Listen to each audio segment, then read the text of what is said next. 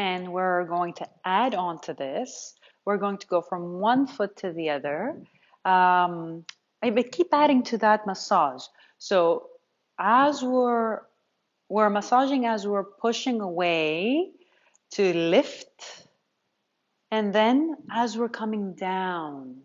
So let's stick with one side at first. So you're going not over the big toe, bad idea. Not over the baby toe, not common, but just saying. Between the second and third metatarsals. And then you're not going straight down, but you're going around the edge and lift. Around the edge and lift. Let's do two more. And notice how this goes hand in hand with these side waves that we were doing in the previous classes. Just saying. Last one. And switch over. And notice as you're switching over, the other foot is coming around the outer edge to the second and third metatarsals to lift. And drop. And you want to feel the floor through your feet. So the feet are very much awake. Tuck, lift, drop, lift. And as you're lifting, you really want to let your foot hang so you can see how you're negotiating that entrance to the floor. Tuck, that's it. Tuck. Good. Let's do two more. Last one. Good. And pause. We're now going to create that pivot, starting with just the rotation around the vertical axis, and specifically starting at the upper body. We're not going to involve the lower body for this first part, but try not to block any movement that arises in the lower body. It's just that we're not blocking it. It's just we're not focusing at it at the moment. So let it happen, but just ignore it. So let's start from the head. Then we're going to move down to the medallion, then down to the sternum, and then down to the xiphoid.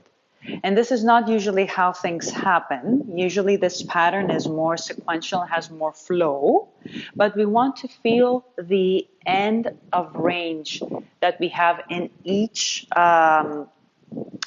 vertebra and each part of the spine that allows for rotation. And at the same time, still have a focus at the front body. So let's go. Start from the head, and you go and you rotate around the vertical axis.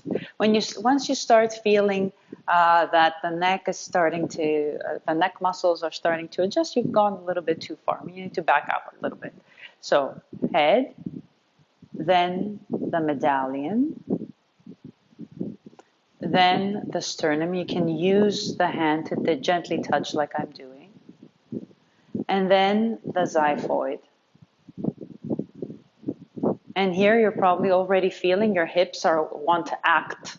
So let it happen. You can fight it, but this is part of that coupling that we have talked about. Rotation comes always with a little bit of a side bend. So that's why you feel the hips not only want to rotate, but they want to come up also. And now, from the xiphoid, you come back to center. Sternum, medallion, and head. And let's go over to the other side. So head, medallion, sternum, xiphoid. Notice also how that affects your breathing. And follow the reverse pattern. Xiphoid, sternum, medallion, and head. We're going to do one on each side. Try to notice how that focusing along this front line of the body changes your perception of how your spine moves. So here we go. Head, medallion, sternum, xiphoid, and xiphoid, sternum, medallion, and head. Over to the other side. Head, always not going to the end of range. Maybe you kiss the edges, but try not to go there. Medallion, sternum, xiphoid, and reverse. Xiphoid, sternum, medallion, and head. And now let's go with a little bit more flow. Try not to stop at each spot. So here we go. Start with the head, but feel the nodes of transfer. Here we go. Head to the xiphoid and xiphoid to the head. Head to the xiphoid, xiphoid to the head. One more time. And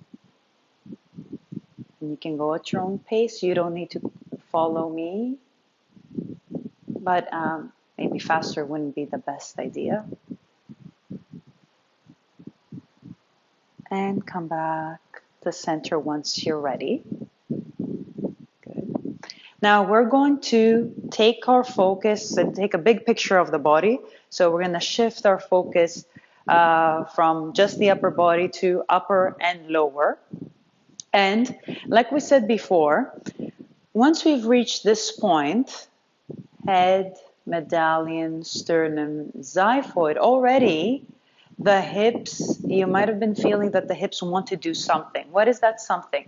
It's a counter rotation, and it's also that side reach. So you're the same shoulder and hip, they come closer together. That's based on how our spine is structured. So we're going to see this. And this pattern, you see, is part of how we walk. So we're going to go reach this point, allow for the hips to settle into their new position. Notice these relationships and make sure that the knees are soft and they're alternating as necessary. So they're not locked in one position. What I mean to say is that this is clearly wrong, because you see now how my knees are not only extended, they're hyperextended and they're blocking my hips from moving, but also this is wrong. Keeping both knees at the same spot no matter what you're doing.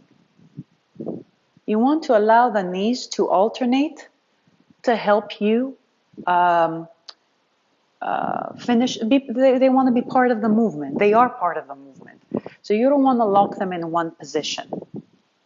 Let's go. Start from the head again. We're sequencing from head down. We're going to do the reverse in just a minute. So head, medallion, sternum. Maybe even here you're starting to feel the hips giving you a little bit of a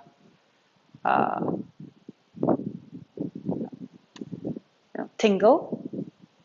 Xiphoid and hips. And now going from the hips to undo, to unwind and come back to center. Head, medallion, sternum, xiphoid, hips. And now this hip, what is it doing? It's dropping, so it's releasing this rotation by dropping slightly and unwinding. So hips, xiphoid, sternum, medallion, head. Let's go. Find your own pace. Try not to go too fast. Notice all these nodes. And what will really help is if you find that linea alba that we have been talking about, from the xiphoid to the pubic symphysis, you can even have two hands there. This really helps to bring out this relationship between the upper and the lower body. You can see that immediately once the lower part, the pubic symphysis, changes its orientation, the upper part, the xiphoid, starts to unwind as well. Let's go for one more on each side. And that, of course, is vice versa. Once the xiphoid starts to rotate and move, then the pubic symphysis also reacts at the other end. And